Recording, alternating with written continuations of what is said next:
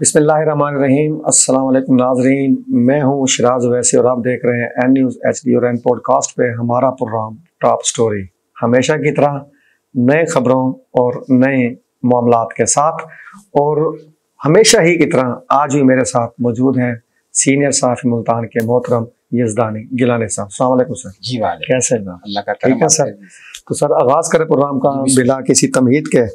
रोशन ख्याल मुआशरा सर बड़े दावे करते हैं कि यूरोप रोशनी के इस्तारे हैं, यहाँ पे कोई इंतहा पसंदी नहीं है। कल एक मस्जिद में बरताने में सर आग लगा दी गई, बड़ी मुश्किल से अंदर से 2 अफराद को जिंदा निकाला गया। नकाब पोश अफराद है, आग लगा के चले गए। कहाँ की रोशन ख्याली है सर? बिस्मिल्लाहिर्रहमानिर्रहीम।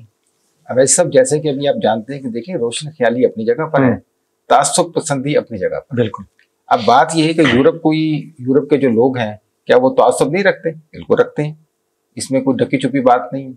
बहैसियत इंसान तो वो एक दूसरे से बात करते हैं, रवादारी है, लेकिन जब मजहब की बात आती है तो उन्हें पता है कि ये लोग धर्म से अमली तौर पे उस ऐसा नहीं है। अब जैसे कि मिसाल के तौर पे जो लोग इस किस्म की एक्टिविटी करते हैं उनका किसी मजहब से कोई लेना देना नहीं। हमारा भी मौक़िफ़ यही है कि जो इबादत गाहों पर जाकर दूसरे लोगों पे जाकर हमला करते हैं, गिरजों पे जाकर दीगर मामला, हमारा कहना है कि उनका मजहब से कोई लेना देना नहीं होता। इसी तरीके से वहां पर भी अगर गोरे हैं तो गोरों में भी कुछ लोग कुछ ऐसे होते हैं जो इंतहा पसंदी को छूते हैं, जिनकी ये रवायत या इनका माजी ये रहा, ठीक है ना। तो लिहाजा यकीनन वहां, लेकिन इसकी कतगन तो है, पकड़ धकड़ भी है, वो कैफर किरदार तक भी पहुंचेंगे, वो गिरफ्त में भी आ जाएंगे। अल्लाह करे ऐसा ही हो। लेकिन जो इबादत गाहें हैं, चाहे वो मुसलमानों की हों चाहे हमारी कम्युनिटी की हों, मैं ये समझता हूँ कि इस किस्म की एक्टिविटीज वहां नहीं होनी चाहिए, ठीक है। बिला खौफ खतर हर इंसान अपनी इबादत गाहों में जाकर अपने रब को राजी करे। बड़ा सिंपल सा और हर मजहब जो है ना वो सबक भी इसी चीज का देता है, चाहे ईसाइयत है, चाहे यहूदियत है, चाहे हमारा इस्लाम है। अच्छा सर, मुआहिदा बड़े अच्छे सुन रहे हैं, एक लफ्ज गूंज है, तय आखिर पा ही गया। हमास ने भी मुआहिदा को मंजूर कर लिया जो सदर ट्रंप ने 20 नकात में मुश्तमिल दिया था। पाकिस्तान समेत 8 ममालिक ने भी खैर मकदम किए हैं। क्या समझते हैं सर, अमल दरामद हो पाएगा कि नहीं हो पाएगा? या दोबारा जैसे कि अभी आपने ट्रंप साहब ने कहा कि ये 20 नकात पे उनको एक अल्टीमेटम भी दिया हमास को, याद होगा। उन्होंने कहा जी इतने घंटों के अंदर अगर आपने ये इसको तस्लीम ना किया तो फिर हम आपको सफाई हस्ती से मिटा देंगे। उसके लिए उन्होंने बड़ी धमकी, ठीक है। लेकिन जब उसके बाद हमास और हमास की क़यादत बैठी और बैठने के बाद उन्होंने ये फैसला किया कि क्यों ना इसके ऊपर कोई देखते हैं, सोच विचार की, और फिर बैनुल अक़वामी प्रेशर भी था, तो उन्होंने एक रास्ता निकाला कि बात यह है कि हर धर्मी को छोड़ दिया जाए और चलिए ऐसा रास्ता निकालें कि जिससे हमारी नस्ल जो है आगे महफूज रह सके। उन्होंने उसका खैर मकदम कहा। उन्होंने कहा ठीक है जी, हमें कबूल है, चंद शराइत को निकाल कर। उन्होंने कहा जी बिल्कुल ठीक है। तो जैसे ये उन्होंने ऐलान किया प्रेस कॉन्फ्रेंस की, तो फौरी तौर पर प्रेसिडेंट अमेरिका माइक पे आ गए। उन्होंने कहा जी हम खैर मकदम करते हैं और सराहते हैं, इनके शऊर को दाद देते हैं, इनकी अकल को मार के दाद लिए सर उन्होंने, बड़ा मारा। जिस तरीके से भी ले ली तो ली ना। तो अब वो चाह रहे हैं किसी न किसी तरीके से अमन का नोबेल प्राइज मुझे मिल जाएगा। आप क्या कहते हैं? मेरी तो कोशिश है। उनकी शक्ल सूरत ऐसी है, जचेगा नोबेल प्राइज? लगेगा। सच्चा भी है उनका, जिस तरीके से उनका तरीका है। सर आप नोबेल प्राइज को गैर मोतबर करार दे रहे हैं। नहीं, ऐसा कोई मसला नहीं। उसने देखो कितनी जंगें बंद कराई, इंडिया को हमने मार मार कर बुरा हाल कर दिया था। अगर वो ना बीच में आता तो हमने तो दुमा बना दिल्ली बैठे होते, दिल्ली स्टूडियो से होता है, यानी कि हमारा ब्यूरो ऑफिस दिल्ली में खुल चुका है, हेड ऑफिस होता है, बल्कि बड़े तेज है माशाल्लाह। तो इसलिए उन्होंने अकलमंदी का मुजाहरा किया। अच्छा, वैसे आप तैयारी किए बैठे थे कि अगर ऐसा हुआ तो मैं इंस्ट्रूमेंट खरीद रखे थे? क्लोज किया हुआ था आधा कि दिल्ली पहुंचना, दिल्ली जाना और एन न्यूज़ के झंडे गाड़ देने। जब झंडे तो पाकिस्तान की फौज ने गाड़ दें, एन न्यूज़ ने तो जाके कब्जे पे वहां की सफत पे बैठना है, कब्जा, समझते? क्योंकि जहरी बात जो खिता, यानी वहां की जो मीडिया इंडस्ट्री हमने कब्जा कर लेनी थी। सर जहरी बात है, कंजर खाना तो वहां नहीं चलने देना था हम लोगों को। फिल्म इंडस्ट्री तो बंद हो जानी थी, फिर मीडिया हाउस बनते, उनमें हमारा भी होता। अच्छा सर, वो तो चले झगड़े शुक्र खत्म हो गए, लेकिन एक झगड़ा खत्म होने पे नहीं आ रहा। वो पीपी और बीबी मरीम नवाज की तो क्या कहते हैं आपस में जो फंसी है सिनकेल, वो तो छूटने पे नहीं आ रही। हाँ, और मैं तो सर CM साहब के सिंह नहीं कहूँगा, माशाल्लाह बड़ी खूबसूरत खातून है, उनको आप कह दें मुझे काबिल कबूल है। तो वो कहते हैं पीपी वाले कि जो ये CM साहब है ना, ये निशाना बना रहे हैं असल में अपने चचा को, इनमें झगड़ा है, ताकि हम चचा की हमायत छोड़ दें और वो हुकूमत गिरे और ये संभाल लें। बड़ा उन्होंने पता खेला, क्या करते हैं आप? बड़ी दूर की सोच है। देखिए, अंधे को अंधेरे में बड़ी दूर की सूझ, इनको भी बड़ी दूर की सूझ रही है। यानी मैंने सही कहा उनके बारे में, लेकिन बात ऐसा नहीं है, हकीकत इससे बरअक्स है। वो पीपल्स पार्टी का सिर्फ और सिर्फ अपना हिस्सा बटोरने का एक तरीका कार है। दूसरा बात है कि जो मामला तो उनके कुछ लोगों को नौकरियों के वादे किए, कुछ लोगों को दीकर वादे किए, कुछ को जनाब ऐसे ऐसे मामला हैं जिसकी सरदार दिखाकर, वो पर्ची दिखाकर या वो चीजें बताकर उनसे वोट लिया गया। अब वो नजर नहीं आ रहा, अरसा दराज गुजर गया। अब वो जो हल्का है बाब, उन्होंने अपना घेरा तंग कर ली कि सर आपने तो हमें कहा था हम आपसे ये फेवर देंगे, आपको ये फेवर देंगे, आपको ठेका लेके देंगे, एनएचए का ठेका लेके। सर छोटी सी मैं एक बात आपसे इसमें ऐड कर लूं, जब से ये झगड़ा शुरू हुआ ना, आपको एक दिलचस्प खबर से आगाह करता हूँ। गिलानी साहब के बेटे और गिलानी साहब के हल्के के जो बड़े बड़े मौजूदों के साथ है ना, उन्होंने साथ छोड़ना शुरू कर दिया। सर इस वजह से छोड़ना शुरू कर दिया कि उन्हें मिला कुछ नहीं, ठीक है ना। सेनेट की चेयर जो कुर्सी लेकर मजे तो बाप बेटे लूट रहे हैं, पंजाब में भी वफाक में भी। अब मुझे बताइए कि मुल्तान की तरक्याती काम में इनका क्या रोल है? जीरो, कोई किरदार नहीं है। डेरे तक आते हैं और डेरे से ही कोठी से वापस चले जाते हैं। जब तक कोठी पे भी आते हैं तो उन आम लोगों का वहां तक जाना मुहाल है। मखसूस तबका वहां जाता है, मखसूस सहाफी वहां जाते हैं, मखसूस लोग वहां जाते हैं जिनकी आवभगत की जाती है। आम आदमी का कोई नहीं काम, जब काम ही नहीं होना।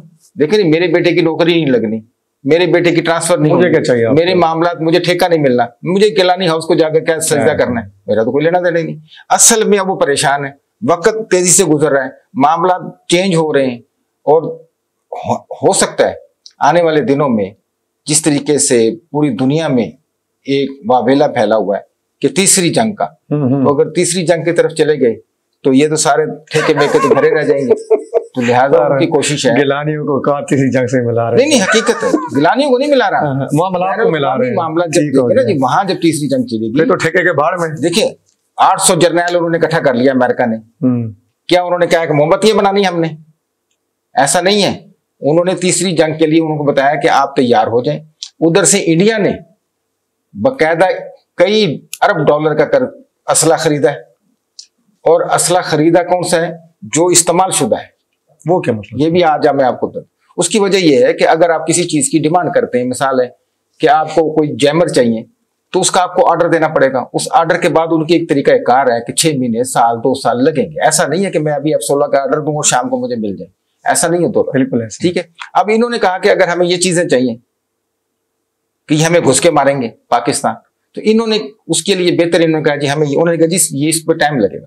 इन्होंने कहा जो आपके जेर इस्तेमाल चीजें हैं ना, ये हमें दे दीजिए। ये तो लॉटरी लगी उनकी भी असला साज कंपनी। ऐसा हुआ, उन्होंने बकायदा उन्हें इस्तेमाल शुदा टेक्नोलॉजी दे दी। अब मुझे बताएं ये इतनी जल्दी जो इस्तेमाल शुदा टेक्नोलॉजी ले रहे हैं, इंडिया को क्या कहा? इनके जो मोदी साहब है उनके बेटे का वलीमा है जिस पे चलाने, किस लिए? इसका मतलब कोई मसला है ना। बिल्कुल खाते उधर से वो रशियन को और चाइना को और अफगानिस्तान पर वो आके बैठना चाह रहा है कि किसी न किसी तरीके से मुझे अब इनको आगे नहीं इकट्ठे ना हो जाए, पनपने नहीं देना। उधर से रशिया ने कह दिया, उसने कहा जी टेंशन आपने नहीं लेनी, मेरे पास जो एटमी मिसाइल हैं और मैं ऐसे ऐसे कर दूंगा। और जो चाइना के पास एटमी मिसाइल, उसने कहा जी आप तो एक एक मारेंगे। दुनिया का वाहिद वेपन उसके पास है जो 60 मिसाइल बेयक वक्त लेके जाएगा। ठीक हो गया, होगा एक, और आगे जाके 60 जगह वो तकसीम हो जाएगा। ठीक हो गया। अब मुझे बताएं, जब उसने पिछले दिनों नमाइश की और नमाइश में उसने अपने ये असले दिखाए, उस वक्त से अमेरिका की नींदें हराम हुई। ये क्या हो गया? चाइना इतना आगे निकल गया। हम तो एक एक मिसाइल मारेंगे, 60 मिसाइल में 60 मिनट लगेंगे। उसने 1 मिनट, उसने कहा जी 20 मिनट में मैं अमेरिका को नस्तो नबूद कर दूंगा। उसके पहली दफा प्रेसिडेंट ने इतना सख्त बयान दिया, ये रिकॉर्ड का हिस्सा, सफासी से मिटा दूंगा 20 मिनट में, अमेरिका का नाम नहीं होगा। अब वो सर जोड़ के बैठ गए, क्या करें पूरे वाला। ये मामला बड़ी संगीनी की तरफ जा रहे हैं। आपको अपनी सीटें चाहिए और भाई मुल्क के लिए इकट्ठे हो जाएं। एक तरफ तो आप कहते हैं अवाम के लिए हमें दर्द है, अवाम के लिए मुश्किलात के लिए हम साथ खड़े हैं। कहाँ खाक साथ खड़े? आपको तो अपने पेट की पड़ी हुई है। इधर सैलाब से लोग 2-4 हैं, आज भी बिस्तर सामाने के आलम में लोग बैठे हुए हैं, और इनको क्या है जी सूजी हुई है जी, वो जी हमारा हिस्सा हम बांटेंगे, हमें दो, हम लेके जाएंगे, हम उसकी करेंगे, इंक्वायरियां करेंगे। और भाई तुमने क्या करनी? पहले लोगों को क्या मिला तुम्हारे दौर में? ये पुल के अलावा क्या दिया आपने हमें? पुल में भी बंदर बांट, आधा खा गया आधा लगा दिया। ठीक हो गया। अच्छा सर, नेस्तो नबूद आपने लफ्ज बोला तो एक बड़ी अहम खबर उसी लफ्ज से मेरे जहन में आ गई। पंजाब पुलिस ने कल बहुत बड़ा दोबारा दावा कर दिया है, 10 साल में 100वां दावा। अब हम कच्चे के डाकों को सफाया करके रहेंगे, नेस्तो नाबूद कर देंगे, ऑपरेशन का आगाज हो गया। फिर वही रंगबाजी मुमकिन है सर? नहीं, वो कच्चे के देखें डाकों पर वो कर भी देंगे, लेकिन बात ये है कि मामला कुछ और। अब देखिए, कच्चे के डाकू पहले कच्चे तक महदूद थे, ठीक है, जैसे आपको कोई मामला, अब वो कच्चे के डाकू पक्कों तक आ गए, पक्कों तक पक्के तक आ गए। ये जो हमारी पक्की आबादी है, पोश इलाके हैं, वो यहाँ तक आ गए। अब वो वहां से निकलते हैं मोटरसाइकिल पे, जो भी उनके पास सवारी है, वो आते हैं, घर से बंदे को उठाते हैं और ले जाते हैं। अच्छा, मामला यहाँ तक, उनके मामला यहाँ तक पहुंचे। रहीम यार खान, सादकाबाद, खानपुर, डेरा गाजी खान, लियाकतपुर से ये रिपोर्ट हुए। अब मुझे बताएं, जब मामला इस संगीनी तक पहुंच गया, पहले तो वो बुलाते थे ना हनी ट्रैप के जरिए, आ जाए ट्रैक्टर ले लें, आ जाए आपको चांद पे घर दे दें, आ जाए आपको मीनारे पाकिस्तान डेरा गाजी खान से दिखाएं। लोग पागल के बच्चे भी मीनारे पाकिस्तान लाहौर में है, डीजी खान से कैसे दिखाओगे? ट्रैफिक चौक उसका बच्चा बना हुआ है, मीनारे पाकिस्तान का बच्चा नहीं, वो पुल पे ना, बड़े वाला पहाड़ पे चढ़ के बंदे की अकल, पहाड़ पे चढ़ के मीनारे पाकिस्तान कैसे नजर आएगा? और अगर तू देखने के लिए तू मिसाल फैसलाबाद से, गुजरांवाला से, रावलपिंडी से, मुल्तान से, सियालकोट से जा रहा है और तेरी अक्ल अंधी है, इधर जाने के बजाय दूसरी जगह वहां मीनारे पाकिस्तान केटू की पहाड़ी से तुझे दिखाई, वो तो बच्चों को जैसे कहते हैं तो मैं लॉलीपॉप दिखाऊं, वो चले जा, वो तो समझ में आता। अब वो घरों से उठाने लगे, ठीक हो गया। इसलिए ये मामला संगीन की तरफ है। मुझे मेरे रहीम यार खान सादकाबाद के रिपोर्टर ने कहा, सर आप आए वहां प्रोग्राम करें। मैंने कहा मेरा दिमाग खराब है, मुल्तान में सिक्योरिटी के साथ जाएंगे क्यों? नहीं सर, जरूरत ही नहीं। जब ये काम हमारी पुलिस कर रही है तो हमें वहां क्या लेने जाना है? तो अल्हम्दुलिल्लाह हम दुआ गो हैं इनके साथ कि पुलिस जाए बखैर आफियत, वापस भी आए, ठीक है ना, वहां अपना असला छोड़ के ना आ जाए, जैसे पहले होता है। जैसे पहले असला भी छोड़ा है, गाड़ियां भी छोड़ा है, सलामी के तौर पर उनको उन्होंने कहा आओ जाए, तो वो ना करे, वापस भी जिंदा सलामत आ जाए। हम दुआ गो इनके लिए, अल्लाह ताला ये इनका ये कच्चे का जो रात से रोना धोना है वो बंद हो जाए और ये आवाम जो है ना हमारी, ये महफूज हो जाए। अच्छा सर, घरों से तो डाकू उठा जाते हैं, पक्कों में आके उठा जाते हैं, लेकिन हमारे जो सरकारी डाकू हैं वो चौक के अंदर बैठ के तजावजात उठा सकते हैं। अब डबल फाट में तजावजात कैंप लगा हुआ है, लेकिन तजावजात वैसे की वैसे ही हैं। कहाँ है? हाँ, उनका सर एहलकार है सर। कहाँ है सर? आप देखते नहीं? मैं तो डेली आता हूँ। आपको नजर नहीं आती? नहीं। तो किधर होती है फिर? कुछ भी नहीं हो रहा, कुछ भी नहीं हो रहा। ये अखबार की खबर झूठी है फिर सर? कौमी अखबार है। बात ये है कि वो बैठे हुए हैं अवामुन नास के लिए, अपनी तिजोरियां भरने के लिए उनको बिठा दिया गया। आप यहाँ बैठे और वो फोटो खींच लेते हैं। देखें, रेडियां लगने से पहले फोटो सेशन कर लेते हैं। अच्छा, जब रेडी नहीं आती, अभी रेडियां नहीं लगी ना, तो वो खींच, इस रोड पे भी नहीं है, ये देखो इस रोड पे भी नहीं है, इस रोड पे खींच ली, वो बैठ गए। उसके बाद रेडियां लग जाती हैं, वो बैठे अपने मोबाइल पे लगे पड़े हैं। अच्छा, आप भी शायद उसी वक्त आता है जब रेडी नहीं होती? नहीं। अच्छा, तो उस वक्त मैं आता हूँ जिसको रेडियां भी लगनी होती हैं। ठीक हो गया। उनका अपना धंधा चल रहा है, अपना हिस्सा मिल रहा है उनको, और वो आल ओके की रिपोर्ट है। किसी किस्म की मुल्तान में कोई बदमजगी नहीं है, कोई चोरियां नहीं हो रही, कोई डकैतियां नहीं हो रही, कोई शराब नहीं बिक रही, चर्च बंद हो गई है, ऐस का नामो निशान नहीं रहा। पुलिस ऐसे अपने अमन शांति के साथ। मैं मुल्तान के आप तो स्विट्जरलैंड पहुंच गए सर, मैं मुल्तान के बारे में मैं मुल्तान की बात कर रहा हूँ। ये तो सर मुल्तान में कहाँ से आओ, ये तो स्विट्जरलैंड की बात कर रहे हैं। कैसी बात आप कर रहे हैं? बिल्कुल अमन शांति है, कोई परेशानी नहीं है। रेडियां जहां दिल चाहे लगाएं, वतन हमारा है, मुल्क हमारा है, इसमें हमने कोई बाहर जाके रेडियां लगानी है? यही रेडियां इन्होंने लगानी और यहीं से खाना है। धड़ल्ले से लगाओ बच्चा, कुछ ऐपरा शैपरा, कोई इदारा कुछ आपका नहीं बिगाड़ सकेगा। अगर कोई आए तो ले दे के अपना कैद आजम नोट पर इसीलिए बिठाया गया है, नोट सबको आजादी मिले। कैद आजम ने सोचा था कि यहाँ सब कुछ, हर सबको बराबर इंसाफ मिलेगा, लेकिन हमने वो इंसाफ कैद आजम के जरिए लेना शुरू कर दिया। चलो जी, कैद आजम का हमारा अल्लाह ताला उनकी वफात के 70 रहमत नाज़िल करे। आमीन आमीन। कैद आजम के लिए दुआ गो हैं, उन्होंने वतन बनाया, हमें ये सरजमीन दी, ये खिता दिया, लेकिन हम उसका गलत इस्तेमाल कर रहे हैं। गलत सर, एक गलत काम कल बिहाड़ी में हो गया बड़ा। असिस्टेंट कमिश्नर और नायब कासिद, बड़ा फर्क है सर, वो देखा लड़े एक दूसरे को थप्पड़ दे मारे हैं। जब मामले की गहराई तक पहुंचे तो पता ये चला कि जो असिस्टेंट, वो जो नायब कासिद है, उसने एक बहुत बड़ा इल्जाम लगाया कि हेड क्लर्क है ना जो ऑफिस का, वो जो असिस्टेंट कमिश्नर बिहाड़ी हैं एहसन मुमताज साहब, उनको बकायदा लड़कियां जो है ना दे कर आता है। तो मुझे पता लग गया, तो एसी साहब को गुस्सा लगा, उन्होंने बात छुपाने का, मैंने छुपाई नहीं। उन्होंने मेरे पे 30 लाख चोरी का इल्जाम लगा दिया, मेरे पे हमला किया, मेरे पे थप्पड़ दे मारा। सर सरकारी दफातर एसी बंदा ये हरकत है? नहीं, मुझे ये बताएं, ये चीजें आपको आज पहली दफा पता चली हैं? सर मेरे लिए पहली दफा था। हाँ जी, देखें ये जो हमारा अफसरशाही है, ये कोई मायूब बातें नहीं है आप जो कर इनके लिए, किसी के लिए भी, ये अपर लोग हैं ना जितने हमारे, उनके लिए कोई मायूब, ये तो उनके शोशे हैं, शुगल मेले हैं, और सारे गैर इखलाकी जहन्नम में जाए। ये गैर इखलाकी मिडिल क्लास के लिए हैं, ना लोअर क्लास के लिए हैं, ना अपर क्लास के लिए। ये मेरे जैसे बंदों के लिए हैं कि आप नमाज पढ़ते हुए इधर से क्यों गुजरे, उधर से क्यों गुजरे, ठीक है ना, ये हमारे लिए, इनके लिए कोई नहीं। ये स्टेटस है। इसी साहब ने पता नहीं कितने अरसे से इस कार शुगल में वो लगे हुए थे। सर शुगल नहीं, ये मकरूज, और सर वो उन फिर वही बात आप बार बार एक करते हैं। आप इस्लामाबाद जाएं, अब लाहौर जाएं, सेक्रेटरी में जाएं, दीगर मामलों में जाएं, ये हर अफसर, हर आदमी इसी शुगल में लगा हुआ है। खाओ पियो मौजे मारो, जिंदगी का कल को पता नहीं क्या हो जाएगा। ये तो बेवकूफ का बच्चा था जिसने जनाब और है भी नैब का सद ऊपर से, और तूने पकड़ लिया इसी साहब को। और भाई तू तेरा और इसी से क्या मुकाबला है? अब वो लगा ना तुझे पता 30 लाख, अब वो 30 लाख तेरे से बरामद भी करवा देंगे। 4 लीटरों के बाद तेरे से बरामद भी हो जाएगा, तेरी नौकरी भी जाएगी, ठीक है ना। तू आंखें बंद कर ले।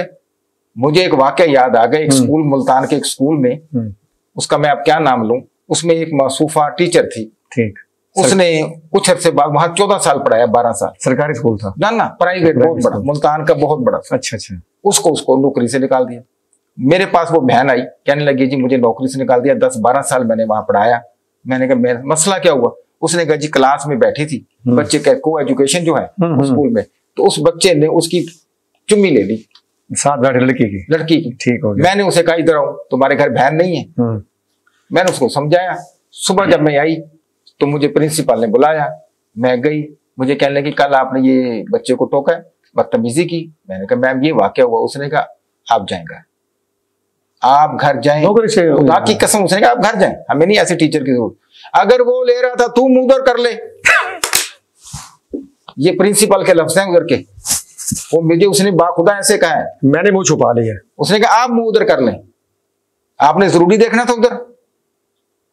कहती फिर मैं घर आ गई, और मैं घर बैठी हूं। अब मुझे जो प्राइवेट स्कूलों वाले हैं वो तो देते हैं 5,000, 8,000, 7,000, ठीक है ना। मैं डबल MA इंग्लिश MAd किया हुआ है मैंने, वहां मेरा अच्छा था, सिस्टम चल रहा है इतने बड़े स्कूल का। यानी कि ऐसा ये कह रहे हैं कि अगर मुआशरे में हमने सर आवे का आवा बिगड़ा, आप मुंह फेर ले। सर आवे का आवा ठेकेदार बनने की जरूरत नहीं है। इसको भी यही चाहिए था कि अगर AC साहब कुछ कारनामा सर अंजाम दे रहे हैं, क्लर्क साहब अपनी मौज मस्तियों में साहब को, ये पैरा देते, प्रोवाइडर है उनके, उनको सहूलतकार बने हुए हैं, तो करने दे भाई, तू मुंह इधर कर ले। तुझे कौन सी क़यामत आ रही है? तू जाके नमाज, उस टाइम नमाज पढ़ लिया कर, कुरान खोल लिया कर, थोड़े मामला है।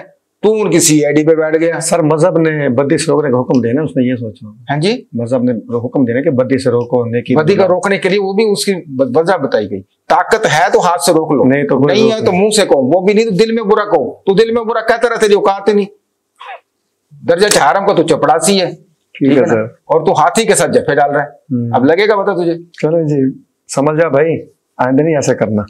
अच्छा सर, बारिश मुल्तान में रात से हो रही बड़ी शदीद, और वो ही पुराने रोने, सड़कें भरी पड़ी हैं, ट्रैफिक जैम है, ठीक है ना जी। और वासा वाला के वही ढकोसले जी, बड़ी रिकॉर्ड तोड़ बारिश हो गई। और मर्रो हर बारिश के बाद तुमने ये कुछ कहना है अवाम के लिए, कुछ करना है कि नहीं करना? आज फिर वही रोले, मुल्तान की सड़कें जैम है। ना वो थोड़ी देर के लिए होती है, लेकिन अल्हम्दुलिल्लाह जितनी शदीद बारिश हुई है उसमें तो कौवा भी गिला नहीं हुआ, सही तरीके उसके पैर वो वैसे उड़ रहा था। सर रात को कौवे नहीं थे ना, रात के टाइम दिन में, आज दिन में जो हुई है जिसकी आप वो हल्की हुई है सर, तो लिहाजा बारिश हुई है, अल्लाह की रहमत हो गई। ये बताइएगा कि उसके आपको सर्दी का, अब मौसम चेंज हो जाएगा, अब हवा चेंज हो जाएगी, माहौल खुशगवार हो जाएगा, लोगों को बीमारियों से छुटकारा मिल जाएगा, नज़ला जुकाम खांसी में फायदा होगा, अल्लाह ताला की रहमत हुई। बाकी वासा वो अपनी ड्यूटी बेचारे जैसे कैसे कर रहे हैं, जितना वसाइल उनके पास है, कुछ खा लेते हैं, कुछ लगा देते हैं। अब सारे तो नहीं लगा सकते ना हम, इतने भी वो नहीं है कि सारे के सारे पैसे लगा दें, ठीक है ना। तो सरकार का पैसा है, वो क्यों लगाएंगे? सारा सरकार का पैसा, सरकार तो उनके बाप का पैसा है। सरकार किसकी है? सरकार दामाद है, सरकार के। अच्छा दामाद है, फिर ठीक है। माजरत सारे नहीं लगा सकते, जितना मिलता है उसमें से आधा लगा देंगे, आधा खा लेंगे। अल्लाह खैर करे, बारिश पे रोज रोज थोड़ा होती है, कभी हो गई बारिश। अच्छा सर, हमारे एक रिपोर्टर है, लेडी रिपोर्टर, वो वासा में बड़े प्रोग्राम्स करती हैं, बड़ा बोलती हैं, तो आज उनको भी मैसेज आपके थ्रू दे रहा हूँ कि वो सरकार के दामाद हैं, आइंदा आपने उनके बारे में खबर जो भी आपने लगानी है सोच समझ के लगानी। हालात और वाकयात बदल गए हैं। जब ये लोग टीसी करने वाले सहाफियों को पसंद करते हैं, बिल्कुल, जो उनकी टीसी करेगा, जो उनकी हाँ में हाँ मिलाएगा, जो उनके शीशा दिखाएगा, आईना दिखाएगा, ये उन लोगों को पसंद नहीं करते। तो आप आईना लेके निकल पड़ती हैं कि ये देखें आपकी शक्ल है, ये देखें आप बिजू बने हुए हैं, ये देखें आप बांदर बने हुए हैं, ये भाई क्या लेना देना। आप उनके आईना दिखाते वो बुरा मान जाते हैं, फिर जाना आना बंद हो जाएगा, मसले मसाइल खड़े हो जाएंगे, पीडा एक्ट बीच में आ जाएगा, ठीक है ना, भत्ते की पर्चे हो जाएंगे। ये लोग अगर आप इस किस्म की बातें करेंगे तो फिर आपको प्रॉब्लम करिए। उम्मीद है कि जो हमारे लेडी रिपोर्टर है प्रोग्राम के सर, मैंने उनको भी उनको समझ आ गई। बाकी ओवरऑल भी जितने हमारे साथी हैं, मेरे साफी भाई हैं, वो सोच समझ के चलें भाई, क्या जरूरत है। चेहरा पर कर लें या फिर अच्छा दिखाएं, अच्छा दिखाओ। चलो जी, लेकिन सर अच्छा कैसे दिखाएं? खबरें ऐसी आ रही है ना, अब एयरपोर्ट इंतहाई सिक्योरिटी में होते हैं ना सर, लेकिन पंजाब के 4 एयरपोर्ट्स हैं, मुल्तान, लाहौर, फैसलाबाद, बड़े मशहूर मारूफ, सर स्मगलिंग हो रही है, करोड़ रुपए का सामान उनके थ्रू पूरे मुल्क में जा रहा है। सर बात ये कि ये देखिए बात कि जब आप करोड़ों रुपए देके, लाखों रुपए देके एयरपोर्ट पे ड्यूटी लगवाएंगे तो फिर आप करेंगे, ये ऐसे होता है सर। और अल्लाह वास्ते वो एयरपोर्ट पे ड्यूटी तबादला पॉलिसी के तहत होता है जी। तबादले की तो पॉलिसी होती है ना। क्या पॉलिसी होती है? कि 2-3 साल आप यहाँ पे रहोगे, 2-3 साल वहां पे रहोगे, नहीं तो पैसे दोगे तो लगोगे, नहीं तो खुद लगोगे। आप पता नहीं किस जगह का जर्नलिज्म कर रहे हैं। अच्छा। दोगे तो लगोगे, नहीं दोगे तो घर बैठोगे, वो एसडी बनाकर आपको बिठा दिया जाएगा। तो अब ज़ाहिर बेगम को जो मैंने उनको जो बच्चों को मैंने लॉलीपॉप पे लगा दिया है, पिज़्ज़े पे लगा दिया, जिंगर पे लगा दिया, ब्रांड शॉपिंग पे लगा दिया, मैं कैसे पूरे करूं? वो तो मेरी जान खाते, शाम को पापा आएंगे कुछ ना कुछ लाएंगे, तो कुछ ना कुछ मैं जाके दूंगा, तो उनके याशी बदमाशियां चलेंगी, ठीक है ना। तो लिहाजा वो मोबाइल की स्मगलिंग, दीगर मामला की कम सब कुछ हो रहा है भाईजान। सिर्फ क्या है, वो कहते हैं हमारा हमें राजा करो, राजी करो, आप जो मर्जी करो। ये हर जगह पर इस किस्म का कस्टम भी उसी में है, FIA भी उसी में शामिल है। अल्हम्दुलिल्लाह मुल्तान भी उनमें पीछे नहीं है। देखो ना, हम पीछे रह जाए लाहौरियों से, फैसलाबाद कर रहे हैं, गुजरा वालों से, इस्लामाबाद वालों से, तो फिर हमारा नाम तो नहीं रहेगा। तो मुल्तान भी इस दौर में पीछे नहीं है। तो मैं इनको सलूट करता हूँ। अल्हम्दुलिल्लाह जी, डटे रहे सर, डटे रहे। अच्छा सर, एक और भी प्रोफेसर साहब डटी हुई है सर, वीमेन यूनिवर्सिटी मुल्तान की वाइस चांसलर के पहले जो सामने आपको एसोसिएट प्रोफेसर हैं डॉक्टर आसिया बीबी, वो पैसे ले लेकर थीसिस बच्चों के ना आगे मंजूर कराती जा रही हैं, लिखवा रही हैं।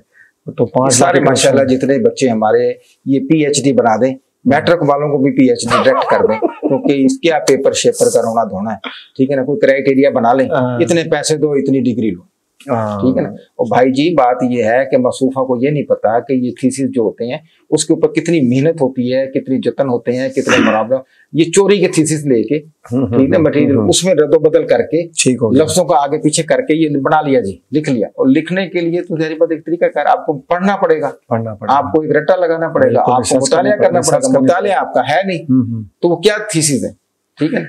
और बाज़ दफा पिछले दिनों मैंने एक मासूफ से पूछा कि आपने, उसने कहा जी मैंने PhD किया। मैंने कि उसे वही बात थीसिस लिखा। मैंने कहा किस पे? उसने कहा ये, उसको अपने थीसिस पे नहीं पता कि किस पे लिखा है। नहीं उसके अंदर लिखा है, मैंने क्या लिखा, क्या होगा, क्या लिखा था उसका थाई चोरी का, चोरी का उसने क्या लिखना था बेचारे ने। तो ये जो है प्रोफेसर साहब हैं, इनको फिलफोर यूनिवर्सिटी से बाहर किया जाए, इनको लग पता जाएगा कि कितनी तनख्वाह आपको गवर्नमेंट ऑफ पाकिस्तान देती है और कितने मजे आप लूट रहे हैं। 5-5 लाख जो भी ले रही है, मुझे नहीं पता, लेकिन जो भी ले रही हैं इनको इंशाल्लाह आटे दाल का भाव पता चलेगा। इन ऐसे बंदों को, जो करप्ट लोग हैं, करप्ट टोला है, करप्ट माफिया, इनके लिए मैं समझता हूँ खासकर एजुकेशन के इदारे में तो जगह होनी नहीं चाहिए, ठीक है। इनको कैफरे किरदार तक पहुंचाएं, इनका मुहासबा करें, इनकी डिग्रियां भी चेक कराएं, और टाइम मिले तो इनको हमारे हवाले करें, हम इनका इंटरव्यू करें। चलो जी, गिलानी साहब बहुत शुक्रिया जी तुम्हारा। उनको तो हम इंटरव्यू करते रहेंगे। हमारा जो आज का इंटरव्यू है वो फिलहाल इख्तिताम को पहुंचा। नाज़रीन, ये थी आज की खबरें, आज की गर्मा गर्म मामलात, जिन पे उम्मीद है आपको तज्ज़िये के साथ साथ गाइडलाइन भी मिली होगी, आम बंदों को भी और रिपोर्टर्स को भी। इजाज़त चाहते हैं, अगले प्रोग्राम में नई खबरों के साथ हाजिर होंगे। अल्लाह हाफ़िज़।